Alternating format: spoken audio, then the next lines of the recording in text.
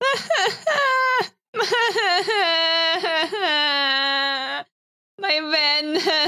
Venom. Welcome to another episode of Tea and Toffees. I'm your host, Neitshayd. Hello. Hello, I'm Cecilia. We got new microphones. Since I'm so good at audio editing, you will probably not notice the difference, or barely notice it, but we got new microphones, because mine broke. It broke. And mine was starting to break. Alright. Time for Black Alien Goo, aka Venom. Venom. You know, I don't actually know what you want me to say today. I once again haven't read the comics, as usual. I'm not aware of anything that happened in the comics besides the things you have told me, so you will talk about them as well here in the podcast. So what do you have planned for today, Neitshayd? Lots. I'll clarify some terms first, so no one gets confused, hopefully. And then we have comic origins, Symbrock canon, of course. I'll talk about the cinematic portrayals compared to the comics, answer some questions you may have to say about the films. And I'm so excited! I am so excited! Neitshayd. Yeah? What is? Your disguise. My what? Oh dear. Stop that. Will you? Hush. Sorry about that. I can see that you're really excited. Yeah. Better now? You don't? No? Yeah. You know what? Never mind. All right. First, Never mind. important terms. Right off the bat. Venom means Eddie Brock and his symbiote. Symbiote. Anyway. Only the combination. Okay. Usually. I mean, there's also Flash Thompson with this Venom symbiote, which is Venom, but I don't like him. But just me. I know other Venom fans like him. Anyway, I can see it. Flash Thompson is a cool character, but it's not for me. And Cecilia has probably never heard the name Flash Thompson before, actually. Wrong. That's where you are wrong. Because I've watched The Ultimate Spider-Man as a teenager. Age is weird. Not sure if I watched every episode, but I know Flash Thompson bullied Peter in high school and then became Venom at some point. You what now? I watched Ultimate Spider-Man. They butchered Venom, that one. I will never forgive them. Well, I didn't know that when I watched that. So basically, Flash Thompson is a bully. He bullies Peter Parker and then later becomes Agent Venom for some time. Agent Venom is kind of cool, just not my thing personally. Anyway, in the comics, most of them anyway, the symbiote is not named Venom. Even Wikipedia gets that wrong. Wikipedia can be wrong? Yeah. For the sake of clarity, I will try to avoid saying Venom outside the comic titles. But if I do, I definitely mean both of them together. All right? Our Black Alien Goo is either the symbiote or the Venom symbiote or something along those lines. And Eddie is, well, Eddie, of course. Eddie. Right. Next, symbiosis. So in this world that we are trapped in right now, this world's technical terms, it's really just a long-term living arrangement between two different species. Cats and their servants, dogs and their owners, Toffee and Cecilia. Yes. I'd say Cecilia and I, but I'm not a living being, so that doesn't fall under the actual definition. Symbionts, with an N, the technical term is not symbiotes, symbionts are two organisms living in symbiosis. So Toffee and I are both symbionts. Okay, I think I got it. You can pronounce the scientific term 4 ways. Yes, 4. Although they come in pairs of 2 that are just British American accents. So it boils down to symbiont and symbiont. And then a British or American accent, which I can't do. But yeah, so it's symbiont or symbiont, basically. Fungus, fungi. Etc. Yes. The Marvel aliens are canonically pronounced symbiote. Symbiote. No, symbiote. No, wait. Symbiote? Sorry. Now I got confused myself. So it's symbiont and symbiont, but symbiote. Canonically. Right.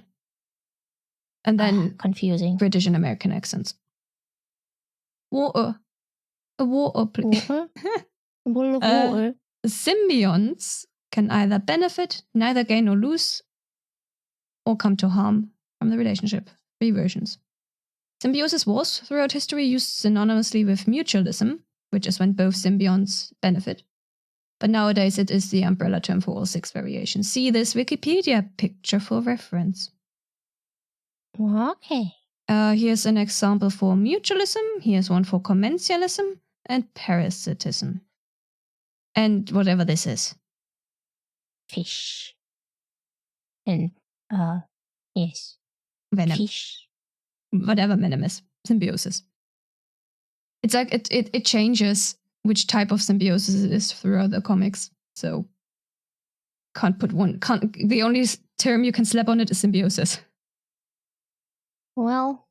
So Symbrock is the ship name for Eddie and his Venom symbiote. And Symbrock, aka Venom symbiote and Eddie Brock, is comic canon for those who have not been informed by the internet yet. I've been told those people exist. I haven't been informed by the internet. I have been informed by you. Yeah, also tentacles. Tentacles are limbs that only have suction cups near the ends, usually used to catch prey. Unless you're a jellyfish, but that's jellyfish for you. They're different from arms. Arms have suckers everywhere. So technically, tentacle isn't actually tentacle. I know many people use the terms interchangeably, but it's not supposed to be used interchangeably. Both arms and tentacles can regenerate completely in a couple of months. Squids have 2 tentacles and 8 arms. Octopuses have 8 arms. Jellyfish have tentacles. Sea anemones have tentacles. Plants have tendrils. And what do you have? Me? Yes, Neitshayd. You. Oh, those are arms? Tendrils? Are you a plant now? No. No. Not that I'm aware of. You are just an undead being. Alright, next. Phenylethylamine. I think that's how you pronounce it in English. Phenylethylamine, yeah. This Isn't thing. it amine? Amine? Amine? Amine? No, amine.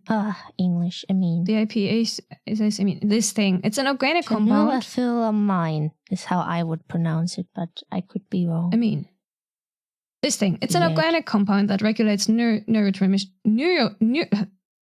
Neurotransmissions? Yes, neurotransmission in our brain.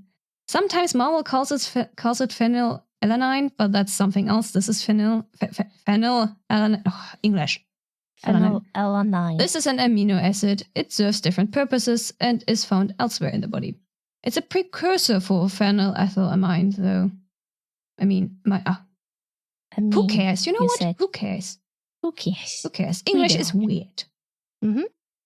Anyway, so the real deal is obviously found in brains of various mammals and also various foods like chocolate. It is not scientifically proven whether this chemical is actually involved in the processes that happen when the human brain experiences love, but it is believed to be a love chemical.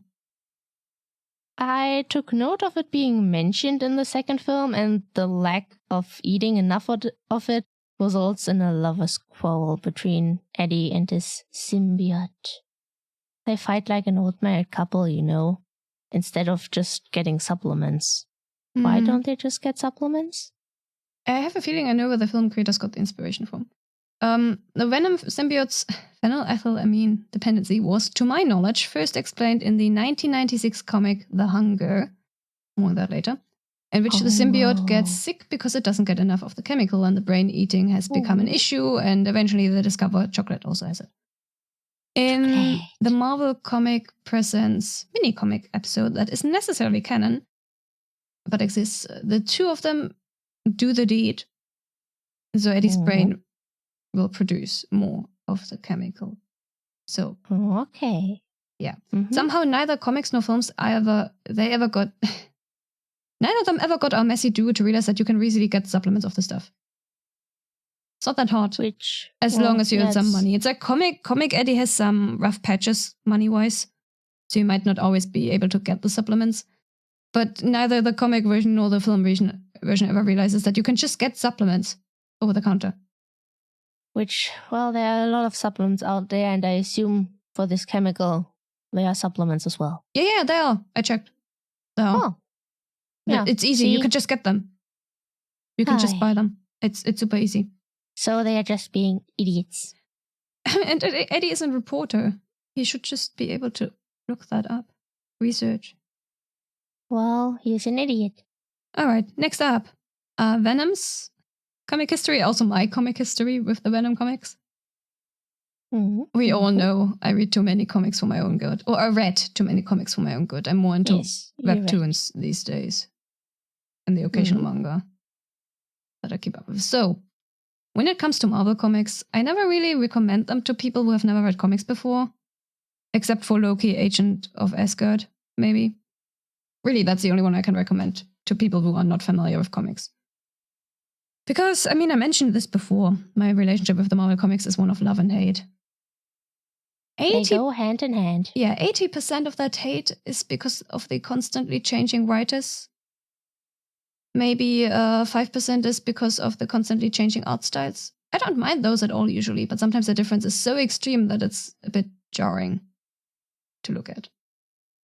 Another 5% is annoyance at those pussies releasing one tiny issue per month for so much money, when over in Asia they give us so much more in much less time and with proper continuity. US Americans are pussies. There, I say that. I said it. Because like, the difference between just what the comics do and what the Asian like manga artists, manhwa artists, the other manhwa artists, like Chinese versus, it's they do so much more and it is a stark difference. In less time, and they don't want as much money for it. But over in like Japan, Korea, China, they have also a lot of pressure sometimes to release their stuff on time and get health issues because of that. Yeah, so, I'm not saying it's a good industry either way. It's just Americans just want more money for less. Yes, that they do. The rest of my hate is writing choices, which technically feeds into the main 80% of my issues, but I also shouldn't be surprised because most comic writers are US Americans, and US Americans tend to freak me out. Yes, me too. I don't know what you guys are doing over there, but it's scaring the millennia-old undead demon. So yeah. And that is saying something. I take a manhwa or a manga over a comic any day. Okay, anyway. I obviously cannot recount the full in-universe comic background story of Venom because it's been retconned way too often and became unnecessarily convoluted after a certain point. But I can recount the history of publication in this world and tell you about those stories a bit. All right, let's go. All right. We begin in 1984 with Secret Wars and Amazing Spider-Man and the alien suit. This is towards the very end of the comic Bronze Age and early Modern Age. So Venom entered the stage relatively late compared to icons like X-Men, Loki, Spider-Man, also... Yeah, Spider-Man is a Silver Age character. X-Men and Loki are Golden Age characters. Secret Wars was a crossover series in which some cosmic entity brought several Earth heroes and villains to a planet he created called Battleworld, so they could fight each other. I think it was the Beholder the Beyonder, he's a Beyonder, which, yeah, the Beyonder is a Beyonder, it's just be like that. Magneto also got thrown into the hero side, actually. By the way, rightfully so. At one point, Spider-Man's costume gets all ripped up and he goes to use an alien machine to restore it. But he ends up using the wrong machine and unknowingly releases the symbiote from its prison. From Spider-Man's perspective, the machine spit out a weird black glob that then eats and replaces his suit. He doesn't know that he just released an alien. But that's very much in character. Spider-Man later finds out his oddly autonomous suit is a sentient alien wishing to permanently bond with him, and he rejects it out of disgust. Very sad, very sad. Shenanigans follow. Eventually, the symbiote encounters a suicidal Eddie Brock in a church, who had lost his career, been disowned by his father, and divorced by his wife. And there Venom is born, fueled by mutual hatred for Spider-Man. So the Venom symbiote is a jilted spouse because Spider-Man rejected them. Essentially, yes. Ah. Only it was a one-sided. It was a one-sided love story because Spider-Man didn't realize his black suit was actually a sentient alien. Sad.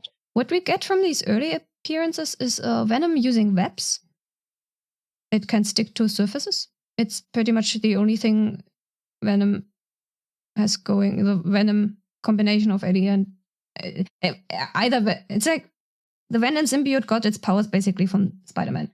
So Venom, as in Eddie Brock and the symbiote, got the webs and sticking to surfaces.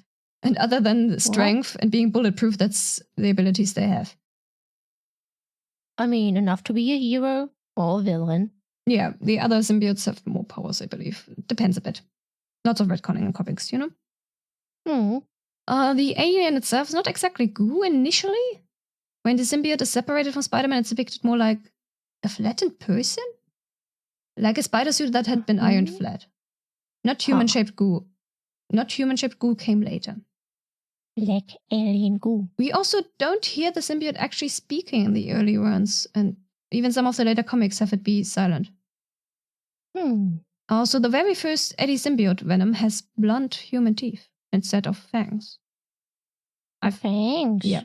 I bunched all the examples at the bottom of the page. Our viewers will see them while I talk. Spider-Man was wearing a black suit at the time. Nothing to do with the alien suit. Has no visible mouth compared to them. As Venom, they use, Eddie and the symbiote use the plural pronoun we when referring to themselves. Otherwise, Eddie tends to say my other and I. Capital O, my other and I. My other half. Eddie is always naked underneath his Venom suit. I don't remember when we first saw this, but it was definitely as early as the 1993 Lethal Protector comic issues, which was Venom's first solo run. At least he wears boxers later on. My mind saw fit to imagine Eddie falling from a plane, naked, and flashing the passengers on the plane. Just casually scaring the living daylights out of them. There's just a naked man falling from the sky. Nothing unusual to see here. Well, if it had been a comic, that definitely would have happened. We also get the first offspring among them, is Riot. Here's the comic page. Riot was originally an offspring of the Venom symbiote. Riot calls itself Riot, as far as I know. I remember. I could be wrong. I stopped reading the new comic releases around, I think, 2016. Not long after Loki, Agent of Asgard, and that ended in 2014. Yeah, so... Yeah. The 2016 Venom solo run was the last one I read. I read it when it came out. I skimmed some of the newer Venom comic issues, but I never really read them properly. It's because the writers took the relationship between Eddie and his symbiote in a direction I wasn't happy with. They even retconned Venom's spider logo. Because obviously, originally, the white thingy you see on Venom's chest is the Spider-Man logo. Because Venom, symbiote, and Spider-Man have that relationship. I think it was the 2018 Donny Cates run. Such garbage. Nothing compared to the 2003 one, which was more garbage, but still bad. And there are people who say it's one of the best. And see, this is a problem with comics. You get such stark difference in characterizations between writers, and that the best and the worst run is entirely a subjective issue. And harmonious fandom is impossible. Not a fan. Harmony. Not a fan. Yeah, comic fandoms are a mess. Because of course they are. Of course they are. The comics themselves are a mess. Yes. I think just reflecting the media. I think Cates was also the one who introduced the Dark Elder God, written with a K now. I don't know whether you pronounce the K or not because English. Such nonsense. I suppose he gave us the kids, Dylan and Sleeper. Dylan and Sleeper, so there's that. But really, Cates did way too much retconning, which undid valuable character growth for the symbiote especially. It didn't make sense in the greater canon context. It it actively created problems for canon, and it wasn't even utilized properly afterwards, so I'm not a fan. One of the main reasons I never returned to actively reading new comic releases was this man. I'm sure he's doing his best. Just... Yeah, probably. Personally, I don't like what he did. But then again, the people I like, other people hate, so that's that. Even before that, I didn't actually read all of the solo Venom runs, because not all of them are Eddie Venom. Some of them are Flash Venom, and I don't care about Flash Thompson. I read some crossover stuff, not really much of Spider-Man. Cannot say how much I really remember most of the stuff I read, to be honest. I do remember more of the issues that I like to reread, which of course are the fluffy, Symbrock heavy ones. As fluffy as a comic can get, which is, let's be real, not at all. Why? Even, it's like the canon romances. There's not much fluff in comics generally. The Americans don't like fluff, apparently. Or the comic writers don't. And some writers just hate Symbrock. Let's be real. Also, for your information, Cecilia, solo run means the titular characters are the protagonists, or is the protagonist, so if it's just one of the story, more or less. Other comic characters still appear. Like Spider-Man is a presence in the Venom comics, the odd Wolverine cameo, Juggernaut, Moon Knight, etc. Yeah, I figured as much, but thank you for confirming. One of my personal favorites is the Mike Costa 2016 solo run, starting with issue 150. It had dinosaurs. Dinosaurs! Some people think it's the best Venom run, some think it's the worst. Fascinating, isn't it? Now, I am going to offend people, because I love doing that, and tell you, the Symbrock shippers love it. And those who cannot see them as anything but toxic and find anything outside the heteronormativity disgusting, hate it. Get over yourself, humans. Humans. Ugh. So yeah, basically from what I've observed, it's that the Symbrock lovers love the Mike Costa run and hate Kate's generally. There are always exceptions. And the people who love heteronormativity and think that the Venom Symbrock relationship is toxic, that they hate Mike Costa's runs. And then there are the other people with different opinions. Also, the original The Hunger from 1996, that comic does exist. It is canon. It's the best one, the absolute best. Besides, we are told in many, many, many comics that the symbiote can love. It learned that from Spider-Man. It is in love with Spider-Man for quite some time. We also get a lot of comic runs from different writers that tell us the symbiote loves Eddie. And Eddie's side of the relationship changes between writers, but whatever. If I remember correctly, there's a recent run where it's explained that Eddie was the symbiote's most beloved host, and it desperately kept him alive for centuries, even through an apocalypse and past humanity's extinction, because it didn't want to lose him. And then it tries to recreate Eddie, and somehow it ends up with being the most powerful being in the universe or something. As one does. It's Venom the End from 2020. I kind of want to read that now. I'm not sure whether that counts as canon anymore, because I'm fairly sure Eddie later becomes kind of immortal in a different run as Knoll's replacement. Knoll? I don't know how to pronounce that name. Although I think it's the present version of the comics, apparently Eddie got killed by Dylan in the ongoing Venom War series, but retconning. Okay. Moving on. Comic Symbrock. More comic stuff. It's canon. It's comic canon. Canon. On technical terms, Symbrock isn't gay because the symbiote isn't human. It's a sexless agender alien. Most of the time, probably agender. On its own, definitely agender, but it does tend to take on its host's gender. So it could also be considered gender fluid. It's an alien. There's no need to assign human boxes to it. Precisely. And Eddie did very much love his ex-wife and has occasionally relations with other women in the comics, so he's at the very least some form of queer. We don't have anything definite beyond women and his other. We don't know about men. There's no proof either way, so it's hard to say. But since I like to enrage pedantic people by simplifying the entirety of the LGBT plus spectra as gay, Symbrock is also at the same time totally gay. Yes, totally gay. In the same way, both Eddie and the symbiote are technically alien fuckers. I think the term might be exophilia, but I'm not sure. Eddie to the symbiote is obvious, but also the reverse, because the symbiote to the symbiotes, humans are aliens. And symbiotes are aliens that reproduce asexual. Wanting to bond in a healthy way with a host is considered abnormal for them. Wow. Yeah, Eddie's other is very much an exception for its species. A weirdo, a romantic like no other. No. I mentioned quite a lot of stuff already, but let's try to put the comic relationship between Eddie and his symbiote a bit more into perspective, right? Yes. Mm-hmm. The nature of their relationship changes a lot, not only between writers, but also over the course of individual runs. In the former case, because writers are egoistical writers. In the latter, because character development. 1996, Venom the Hunger. They have a movie date and chocolate as a brain substitute and excellent character development. I love this comic so much. I love it so much.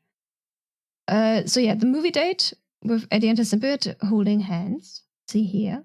And Eddie narrates the scene as, I used to hate going to the movies alone. That was before the other and I found each other. Now I'm never alone. Life doesn't give you many happy endings like that. And then a bit later we get basically a breakup scene to set things up. And the narration tells us, share everything. Thoughts, feelings, a purpose. It's not human, but it's given me things no girlfriend ever could. I used to live for words, but the others shown me how small and useless they really are. We talk to each other with moods and pictures, memories and heartbeats. Some things are the same in any language. Like the one thing I never thought I'd hear. And Eddie also shouts, don't leave me, because breakup scene, you know? Oh. And then shenanigans happens and stuff, and until basically Eddie realizes that his symbiote needs a specific chemical to be happy. When they reunite, Eddie says, that's it, baby. Wrap those tentacles around me. Hold on tight. Aye. How am I meant to interpret this? Well, there's only one way to interpret this, in my opinion. Yeah, and these are the last 2 pages of this lovely comic run. We get heart-shaped chocolate for the phenyl ethyl amine. And we're gonna live happily ever after. And then the heart at the bottom with the end. The end. The 2016, quite a jump now of 20 years? Venom run from issue 150. Mike Costa literally starts with, this is a love story. It has the church scene and all that. Comic church scene, not film. Comic church scene, it's a bit infamous and all that. And at the end, they have a kid together. You know, as one does. As one does, yes. Yeah, it's... Okay, these comic pages near the beginning where Eddie laments about his old life a bit and how he lost it all and he and his other became war and... The thing about love is that it's not gentle or soft. Not at all. Love is strength and full of terrible purpose. Love is power. And it will never be done with you. It consumes you. Also, look at this cutie little Venom. Look at him. Look at this cutie. He's so adorable. Or it. They. Venom. Symbiote. I mean, look at this. Look at it. Yes, I'm looking. Yeah, we get some other nice quotes. I want what you want, what we want. We want to be together, Eddie, forever. And then Eddie replies with, yes, love. No. Yeah, also in a later scene, he's like, we're always together, dear. And there's a scene where Eddie's hurt and Symbiote is trying his best and Eddie goes, no, love, too much damage. No. Yeah, these are the comic pages. And there's another breakup because, of course, there is. They reunite again because, of course, they do. And then the symbiote is about to spawn an offspring, or it's pregnant if you want human terms. And it kept that from Eddie because it was afraid the spawn would turn out like the previous ones, Riot and Carnage. Yes. Yeah. They are not... No, Carnage is an offspring in the films, but Riot is not for some reason. Anyway. At the end, Eddie and symbiote have the baby. They decide to raise it together. The end. The end. Costa also has a very interesting closing note on his run. I put it on screen. It boils down to there's only one superhero story that is a romance, and that's Venom. And what else does he say? The sense that you are the only 2 people that matter as you literally share your dreams and the dizzy euphoria and creeping dread of a dysfunctional, maybe even toxic relationship. But at the end, it's all about love. And so I've left Eddie and the symbiote on this final page as happy as maybe they've ever been. We get a sequel to this, Mike Costa's 2018 Venom First Host. Same year as Donny Cates' Venom run, which should take place after First Host, but we won't talk about Cates' run because I don't like Cates' run. Symbiote, yes, of course, Symbrock, are taking care of their child. And Eddie is also almost naked as always because who needs clothes if you got another you want to stay in touch with? See this scene. And then this little panel where you get another only wearing my other panel. Also, Eddie saying, never let it be said that I don't care about your feelings. Such a funny thing. Yeah, also, Eddie gives his symbiote the choice to return to its very first host, because the very first host appears in this one. But the symbiote makes the choice to stay with Eddie. Or it already made that choice. The first host still, they steal the symbiote, because of course they do. Of course Eddie gets mad at that. It's like, why are you taking what I love, you know? Why are you taking this? Anyway, at the end, Symbiote Kid is leaving the nest, calling both Eddie and the symbiote its parents. And yeah, Eddie and his other, they wanted better for their kid, you know? But Symbrock still has each other. That's what this comic ends on. And what was it called again? Notes. Oh yeah, Marvel Comic Presents from 2019, issue 5. It's not exactly canon, but it features, among other things, it features Wolverine and Doctor Strange in the first part, other stuff in between, and then of course Venom in love. They buy chocolate. They have fantasies, and this look. Just look at it. Just look at it. These are by far not the only instances, just the most prominent ones that I could remember. And there are, of course, also many bad toxic moments. The 2016 Venom solo run has them, but they grow past it together. The 2018 one is nothing but toxic, because Cates, it is what it is. We also got a lot of retroactively added material, as in the 2020s, the 2020 runs adding to 1980s stuff. Only like 40 years difference. Lots of which shows you how Eddie will never be the first choice. That was always Spider-Man. Venom literally having an imitation of Spider-Man's symbol on their chest. The symbiote tries to return to Spider-Man several times. There's even a scene with Flash Thompson where the symbiote is torn which host to choose. Evil comic writers. Evil. Yeah, it's not always the case, Venom, the end, which is sadly an alternate universe, but too often they just really like to break Symbrock apart, make it toxic and stuff, and it's like retconning of retconning. Kids are also a thing. I mentioned the kids. The symbiote has several offspring, but the two children that are both Eddie's and the symbiotes are Dylan and Sleeper. Sleeper is the offspring that's, I mentioned the Mike Costa's 2016 run, raised by both Eddie and his other, and Dylan is not a topic I want to get into, to be honest. It happened during the 2018 Donny Cates run, and I already shared my opinion of that. And there's a lot of problematic stuff there, which is fine if you explore it properly. It's just I'm not happy how they had to retcon a lot of things. Then we will not talk about it. But hey, they got 2 kids. This brings me to Cinematic Venom. So, Cinematic. I've watched that. The Venom comics are overall actually kind of bad. I mean, honestly, most of the Marvel comics I read are really bad, except for some of the, they're not recent anymore. The Loki ones. Agent of Asgard from 2014, that one. That is so good. So good. For a comic. For a comic, it's really good. Then again, the Venom films are also really bad, but in a good way. In a turn off your brain, eat some popcorn, and have fun way. Eat chocolate. Yeah, it's so much better than whatever fuck up most Venom comics are. Which is mostly due to the fact that the film versions of Eddie and the symbiote are completely, absolutely different compared to the comic versions. They are so very different in a good way. That's good, I guess. I'm glitching. I'm not even doing anything. Well, happens. The first cinematic Venom appearance is the original Spider-Man film trilogy from Sony. Spider-Man 3 from 2007. I will talk about that one in a little bit. Then they are more prominently featured, of course, in the Sony Spider-Man universe. Venom from 2018, Venom Let There Be Carnage from 2021, and Venom The Last Dance from 2024. No Way Home doesn't count. Okay. Did you know that there were multiple films just titled Venom? The one from 2018, the Sony one, obviously. But there were also films with that title that came out in 1981, 2005, and 2011. Also, I was surprised by that. Yes, also 1971.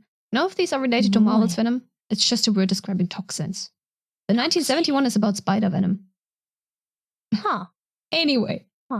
Spider-Man from 2007. Yeah, they certainly got a few things right. The connection between Eddie, the symbiote, and Spider-Man and Neitshayd are all there, based on the origins in the comics, as well as a bell tower scene combined with a church scene, though all of the specifics are different, but like the basic shell of it is there, if not the inside. Okay. Venom has Spider-Man powers and the spider symbol. Eddie is an asshole. Venom starts out as a villain. That's where it ends. It certainly did not help matters that the director of the film did not like Venom. I'm not a fan of the actor they cast for Eddie Brock because that's just not Eddie. He's the wrong kind of asshole, too whiny in a bad way, but that might just be direction. But also, he doesn't get the look down. The aesthetic is not there. Honestly, you're watching it now, most of the casting choices in general are really weird for Spider-Man 3. And the acting is off quite a lot as well. And the entire film is stuffed with too many unnecessary plot. It's really bad. Well, I can't remember it if I've ever seen it. Yeah, Venom's design is too skinny. The logo is not visible enough. Where's the tongue? And why is it just the actor's normal voice when they're Venom? It doesn't fit. The pacing of the film doesn't work because the writers were putting too many things in it. You really do not need 3 villains in one film. And very big miss, Venom together, personality-wise. It doesn't feel like Eddie and the symbiote together. It's just off. It doesn't feel right. Kind of generic, empty-headed monster villain without depth. Like the connection between the symbiote and Eddie is missing. They don't have any character development whatsoever. They are hardly even separate personalities. Also, Venom does not refer to themselves as we. Doesn't sound like something I would want to see. Next, SSU Venom from 2018 to 2024. The Sony Spider Universe films are... well, this one is a romantic comedy trilogy, all right? It's... what do you mean the third one was worse than bad and it turns into a romantic tragedy at the end? No, you were misremembering. Eddie and the symbiote get to see Lady Liberty together at the end, happily ever after. That's how it ended. But yeah, the films are very fluffy. So much subtextual Symbrock context. Love it.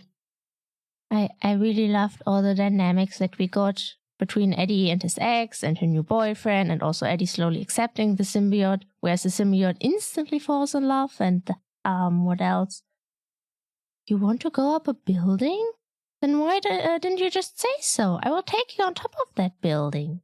Really nice, really nice. And in the same scene, the symbiote admits that he is starting to like Eddie. No, developing feelings, because they're not so different after all. Then there's also the "we are both losers" that goes on set, which let us be losers together. I also love how the symbiote is more into Eddie's ex than Eddie himself is. That was really funny. It's just and the symbiote is also always talking about us when it comes to Eddie getting back together with his ex. Would that be considered a threesome then? Eddie, symbiote, the ex. Comic trauma. Okay. Comic trauma. Okay, I will move on then. For once, the new boyfriend of his ex is also not an asshole. He's actually a nice guy, which I really liked seeing. I really do love all the dynamics that we saw. It was nice. But Eddie also needs to put in an earpiece because he looks crazy talking to himself. Well, he's not talking to himself. He's talking to the symbiote because, well, but everyone else thinks he's crazy too. Just put in an earpiece and they will think you're on the phone. It's not that hard. So, Spider-Man is just non-existent in Sony's Spider-Man universe. But then why is it called Sony's Spider-Man universe? That's a good question. I don't remember. I'm sure the nerds know. They could tell us in the comments. Spider-Man's missing existence in his own Sony universe takes away a large chunk of Venom's origins, including their abilities and the chest symbol and the whole villain to anti-hero backstory. And a lot of character development, though that might be a good thing considering the direction the later writers took these two in. Eddie's personality is completely different. He's much more likable in the films. Remember when I told you comic Deadpool was so much more likable than film Deadpool? Yes, I remember. It's the same for Eddie Brock. The SSU films portray him as this likable, sympathetic, sweaty loser. The comic version is super ripped, as you've seen today. Very much an utter asshole type of dude. Like, the Deadpools do closely resemble each other, but the Eddies are like night and day. In most comic runs, at least. A very large majority of them. Maybe all of them. It's just, they are completely different.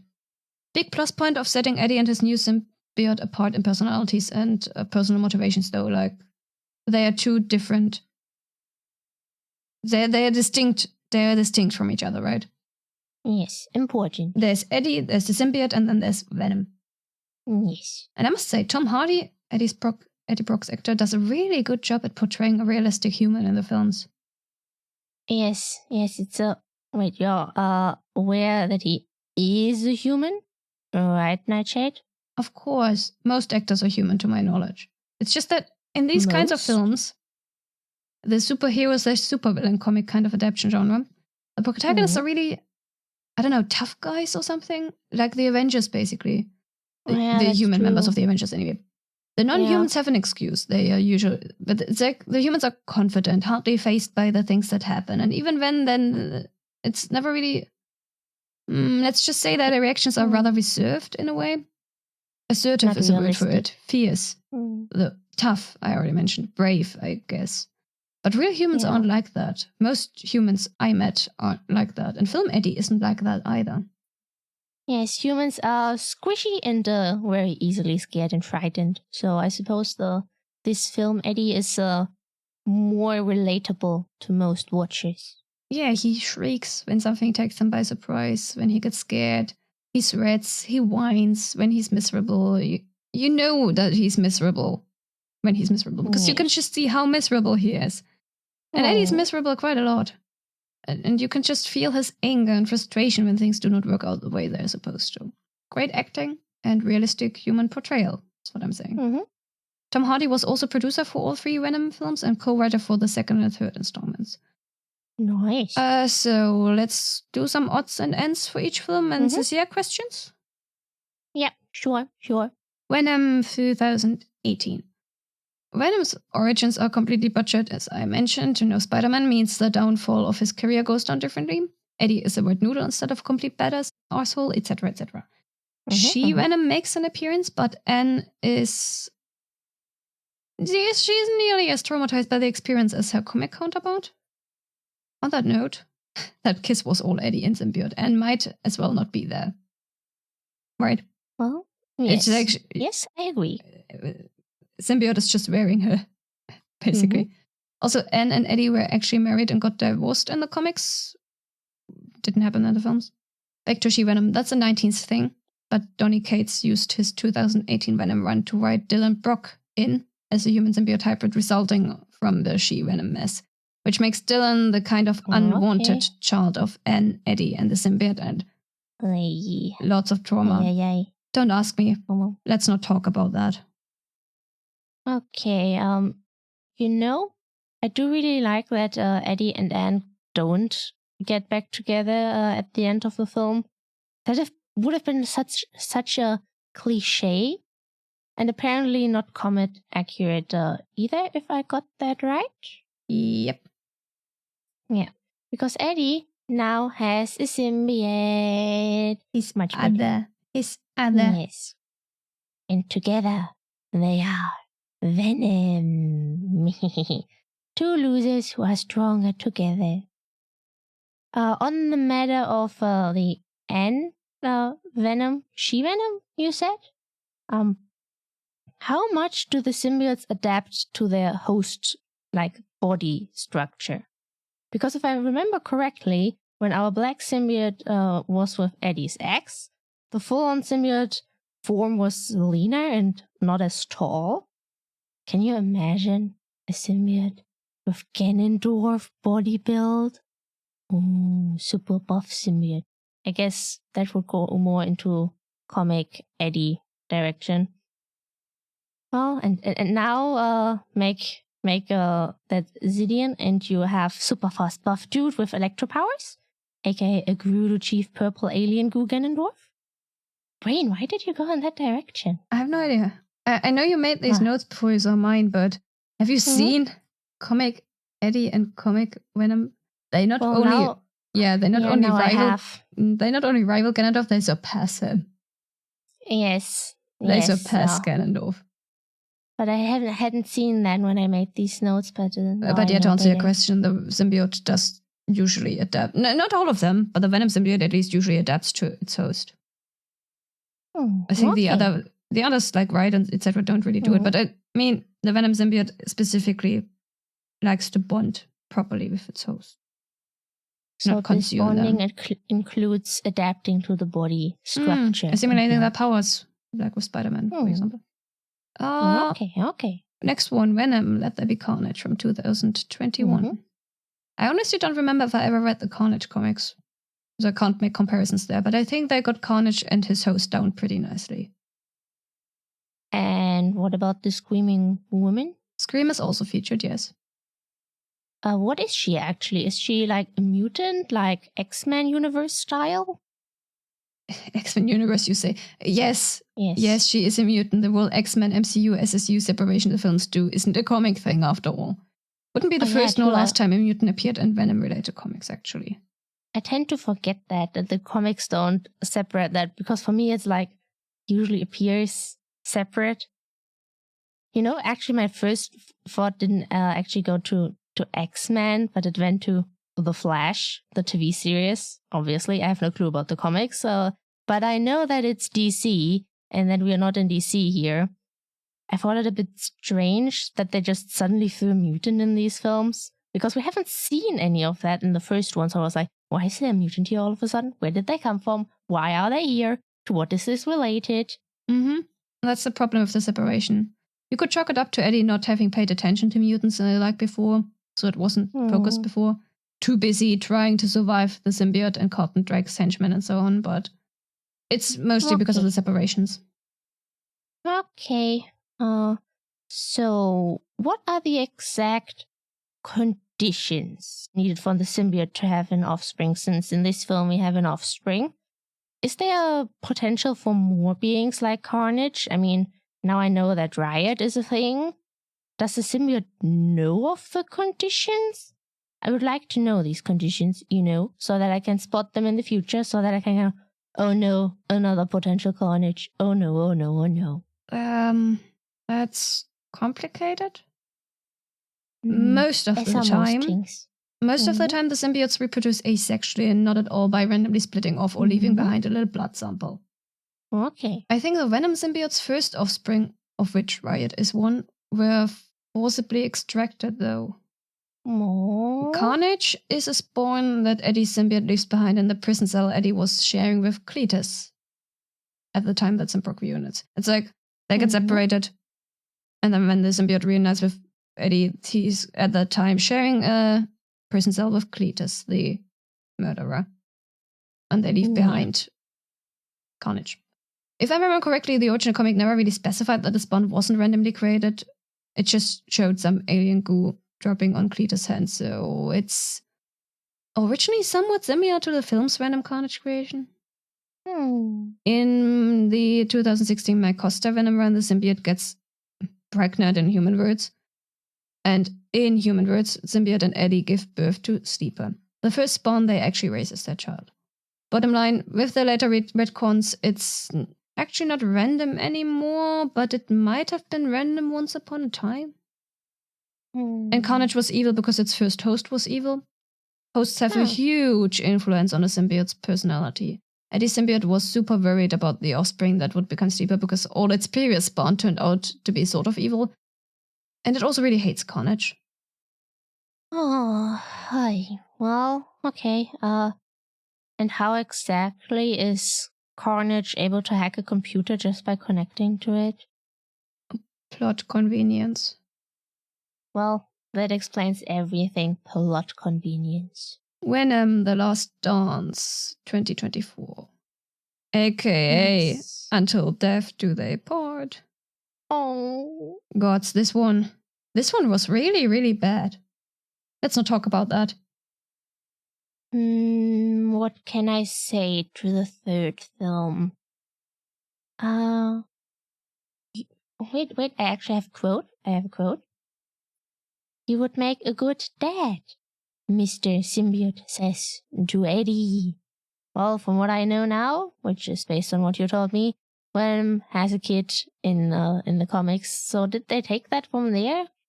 Several kids, if you want to be pedantic. Depending on how pedantic you want to be. Kids. I mean, there are people who argue that only Sleeper is their real child. There are people who argue that Dylan is their only real child. There are people who argue all of them are. It's pedantic.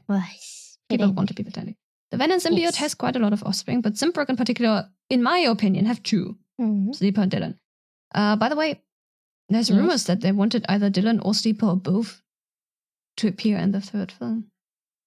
But they didn't in the end. So maybe they just put in, because they didn't appear, they put in the line that he would make a good dad. Who knows? But what I really loved about the third film is seeing more symbiotes. Was really nice.